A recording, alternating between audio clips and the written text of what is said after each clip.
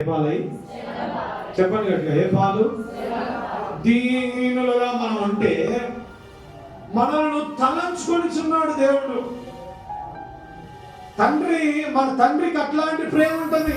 ఎట్లాంటి ప్రేమ అంటే, నా పిల్లలు ఏమైపోతారో అనే తండ్రికి ఆ బాధ ఉన్నట్లుగానే అంతకంటే ఎక్కువ బాధ మన ప్రభువుకుండి ఆయన అంటున్నాడు, శ్రమల పాలై దీనుడుగా ఉన్నప్పుడు ఆయన నన్ను తలుచుకుంటున్నాడు.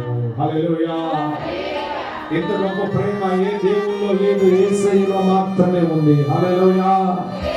నువ్వు శ్రమల్లో ఉంటే శ్రమల్లో చూసి నిన్ను వెక్కిరించే వారి లోకంలో ఉండొచ్చు, కానీ నా యేసయ్య మాత్రం, మా ప్రభు మాత్రము నీ శ్రమల్లో నిన్ను తలంచుకొనిచున్నాడు.